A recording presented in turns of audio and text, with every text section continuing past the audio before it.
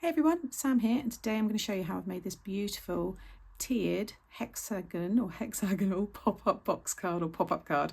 It will be in the title. It's a bit of a mouthful, but I think it does explain exactly what this style is. So it's just a take on that hexagonal box style or pop-up card, but I've added these extra pieces to create a tiered effect, and it gives you this depth.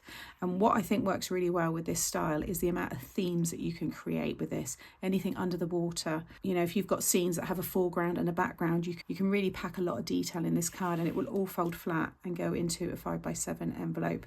I made this one live, and we were talking about how you could have like a Christmas scene. You could have Father Christmas's legs. This could be the chimney here, and then the fire at the bottom. You could have a nice scene with the clouds on the top with birds, and then on the bottom this could be your grass. You could have a little house on there. Loads and loads of scope with this. There were so many ideas thrown out in that live, so if you do want to watch that, you'll find it linked below this video. But you don't need any specialty dies to make this one. I've just used the floral dies, which is my stash, to decorate it, but to make the bones of it, it's really, really easy. So let's get started. So I did say on my YouTube live that I was going to do a 6x6 version of this, but I think what I'm going to do is do the same size again, and then I'll do a separate video for 6x6, separate one for 8x8, and so on. I think it's better to do it that way. It's a lot less confusing with all the measurements. So you want to cut yourself a piece of 5x7, and along the 5-inch side you're going to score it 1.5 and 3.5, and just fold those there, so it's like that. And then for the bars, now the width of these can be whatever you want, but I would suggest you do the same lengths because otherwise it won't fit. So you want 2 pieces of 6x1, and along the 6-inch side you need to score at 1/2 inch, 2 inches, 4 inches and 5.5. Do that on 2 pieces. Like I said, the width is up to you, so you can see there how it looks on the card. You might want to do yours thicker and stamp a sentiment on there. It's entirely up to you. Then you'll want 2 pieces of 5x1, and you're going to score along the long side at 1/2 inch, 1.5, 3.5 and 4.5. Again, 2 of those, and then 2 that are 4x1, and you're going to score at 1/2 inch, 1 inch, 3 inch and 3.5. Do that twice. And then for the background, I've used a brick design embossing folder, and you can just see it in the background there. So I just wanted to keep the background completely white, just so the flowers pop more. But you'll want to cut yourself 2 pieces that are 1 3/8 by 6 7/8, and then 1 piece of 1 7/8 by 6 7/8. The reason I've done the 1/8 of an inch is because I didn't need much of a border because it's white on white. If you want to have a border, maybe you're using a pattern paper or a coloured card, then I would do a 1/4 inch increment. So I do 2 pieces of 1 1/4 by 6 3/4 and 1 piece of 1 3/4 by 6 3/4. I know a lot of you do prefer that size border. And then for the acetate down through the middle, I've just used scrap pieces. They are a bit random, but you want to cut yourself 3 pieces that are 1 7/8 of an inch width, so it just tucks behind the 2-inch piece here. And then the length, it just needs to be long enough to tuck behind each of the bars there. So, you know, do something that's just under 7 inches is perfect, but you might have scraps like me. Make sure they're bigger than 5 inches. All right, mine are all a little bit different, but they're all the same width. And if you are using the acetate, just make sure you give them a little bit of a clean. I just use some rubbing alcohol, Surgical Spirit. First of all, I'm going to stick down my embossed pieces. Yours might be, like I said, pattern paper. If you're just adding 1 bar, the biggest ones, then I'd stick the top and the bottom of these bars on first, and then slide the pieces here underneath so they hide your tab, because the tab's going to be stuck in here like so. So if you stick that then over the top, it's going to hide it. But because I'm using the 3 there, I don't think it matters at all.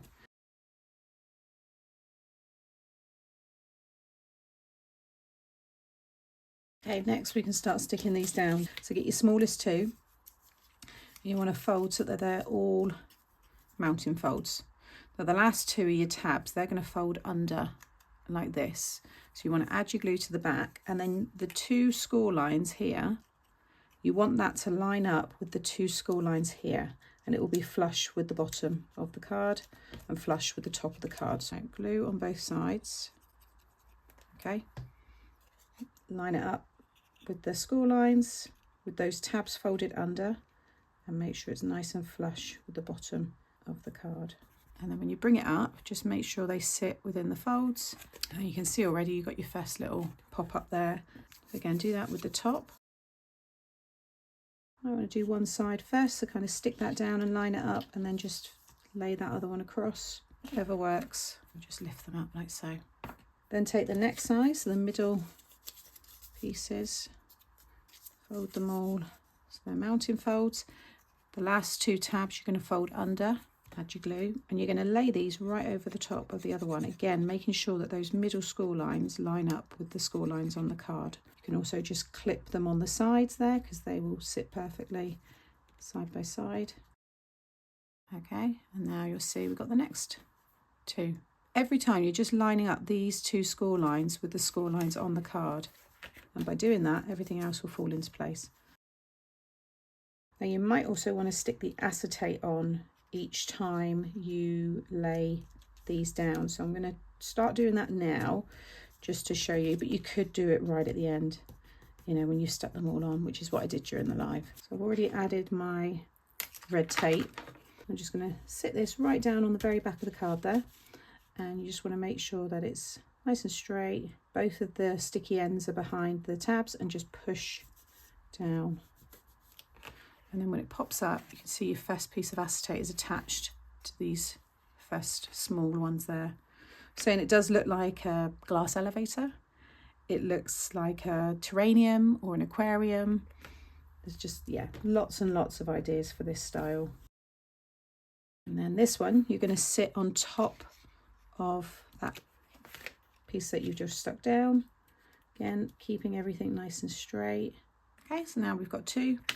And then you're going to stick the last two bars on, same way. This time, you're lining up the whole length with the top of the card. Just like so. And again, just clip that one underneath. Okay, do the same with the bottom and then add the acetate. Okay, so that's the card now all ready to decorate. So I've already got all my flowers here. You can see how I made these and inked them up on the YouTube live channel, and I'll link that below. I might have it popping up here as well. And I've used the Bouquet Builder floral dies here. They're beautiful. Again, you can just see how they look, and I've added the spritz on there as well. So I'll just go through the colours. Picked raspberry, mustard seed, lumberjack plaid and chipped sapphire, and then I just used the squeezed lemonade with the yellow, used pill paint on the green because I used the pill paint, actually sorry I forgot to say that, on the leaves, and I used the pill paint spritz, picked raspberry, and then barn door on the red, spice marmalade on the little orange flowers that you see there as well. I didn't show you that one, and then prize ribbon on the blue. But you don't have to have the spritzes, they just add a nice little shine to them. But I'm going to follow this same layout but with different colour florals. So I'm going to have, where the blues are there, I'm going to have two big yellow ones and then add in all the others. But in terms of the layout, I'm going to follow that.